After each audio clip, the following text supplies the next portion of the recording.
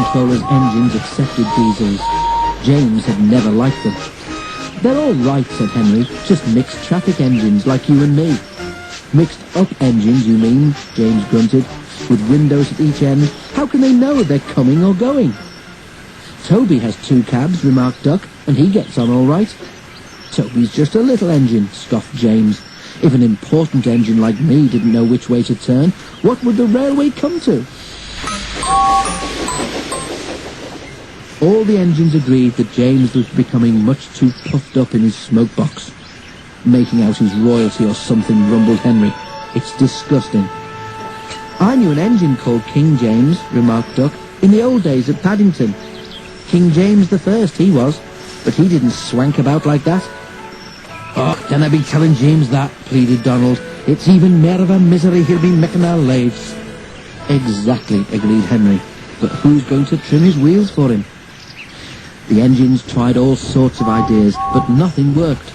James grew so conceited that the others were glad when he was away. Even the coaches twittered anxiously to each other if they thought he was to pull them. One day, James came to the shed, fuming with rage. "Shunting," he snorted. "Where are Donald and Douglas? They should be here for jobs like that." But the twins were helping on Edward's branch line, so James had to do the work himself. James's train had long trucks called Well Wagons. These have bogey wheels at each end, with a low section between them.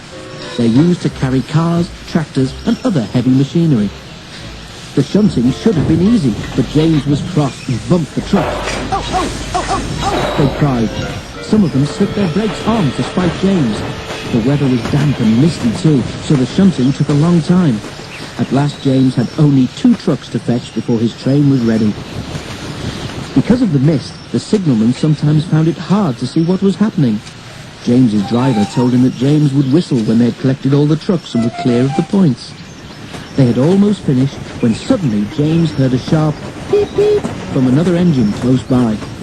The signalman heard it too and thought it was James saying he was ready. He pulled the lever, setting the points for the main line. But James wasn't ready. The points changed when one of the trucks was halfway over them. One bogey went the right way, but the other was diverted towards the main line. Before James realized it, the truck was traveling sideways between the 2 lines. A signal stood right in its path. "Stop!" squealed the truck, but it was too late. The signal toppled to the ground with a crash, just missing James. "That's torn it," said James's driver. "The Fat Controller won't like that." It didn't. He spoke severely about it because the signal was important and its loss was inconvenient.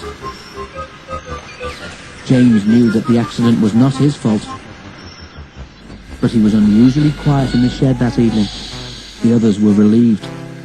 "I suppose it must be difficult to know which way to go when you've got 2 cabs," whispered a voice. "But to go 2 ways at once with only 1 cab, that really is something." James pretended he hadn't heard.